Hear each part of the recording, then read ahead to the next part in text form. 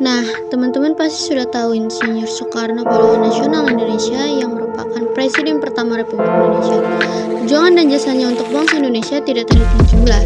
Bahkan kehebatannya tidak hanya terkenal di dalam negeri, namun sampai internasional.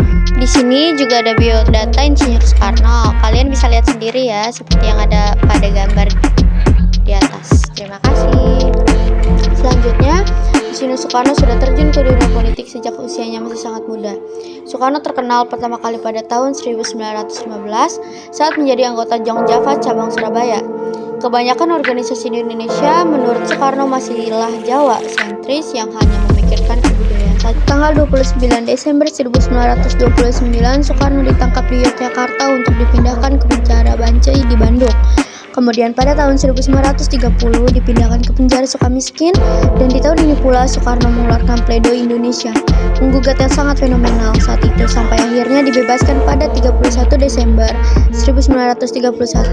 Setelah bebas dari penjara tahun 1932, Soekarno bergabung dalam Partai Indonesia yang masih pecahan PNI karena saat itu PNI dibubarkan dan dinyatakan dilarang oleh Belanda. Tahun 1938, Soekarno kemudian diasingkan ke Provinsi Bengkulu sampai tahun 1942. Pada masa penjajahan Jepang tahun 1942, Soekarno baru kembali dibebaskan setelah melalui perjalanan panjang.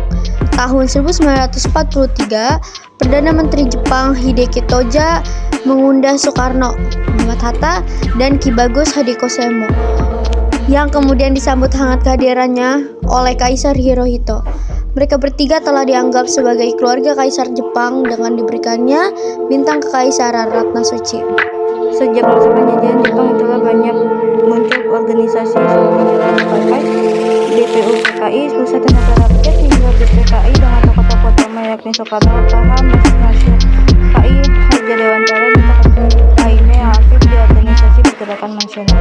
Akhirnya tokoh pergerakan nasional melakukan wiklet bekerjasama dengan pemerintah Jepang untuk kemerdekaan Indonesia, meskipun tetap ada yang melakukan gerakan bawah tanah seperti Amir Syahudin dan Sultan Syahrir yang tidak sepenuhnya percaya pada Jepang dan menganggapnya berbahaya dan fasis. Selama perjuangan yang panjang, akhirnya Soekarno dan Muhammad Hatta memproklamasikan kemerdekaan Republik Indonesia pada 17 Agustus 1945 yang didesak oleh kaum muda dan sempat diculik ke Tangsel Dengklok. Sejak itulah Soekarno diangkat menjadi presiden pertama Indonesia dan dimulai dikenal sebagai sang proklamator yang didampingin Muhammad Hatta sebagai wakilnya.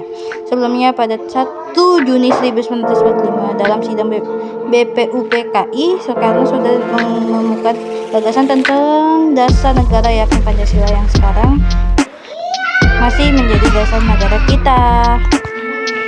Setelah berhasil merumuskan Pancasila, Soekarno berupaya menyatukan Nusantara menjadi negara kesatuan Republik Indonesia. Bahkan bangsa-bangsa di Asia, Afrika, dan Amerika Latin juga sempat diusahakan Soekarno dalam Konferensi Asia Afrika tahun 1955 di Bandung, hingga akhirnya berkembang menjadi gerakan non-blok. Berkat jasa Soekarno lah banyak negara kawasan Asia Afrika yang mereka meskipun ada pula konflik berkepanjangan karena ketidakadilan di negaranya. Itulah sebabnya Soekarno dikenal dalam menjalankan politik bebas aktif dunia internasional. Atas kejayaan perjuangannya untuk Indonesia, Insinyur Soekarno juga mengalami masa jatuh dalam politiknya setelah Wakil Presiden Muhammad Hatta akhirnya memutuskan untuk mengundurkan diri dan memisahkan diri dari Soekarno tahun 1956. Selain itu, banyak pula pemberontakan separtis yang terjadi di beberapa daerah di Indonesia.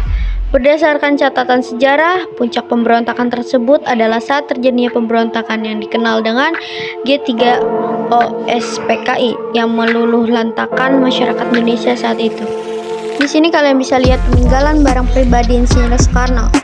Barang-barang peninggalan Insinyur Soekarno berikut ini ada beberapa di museum terkenal di Indonesia.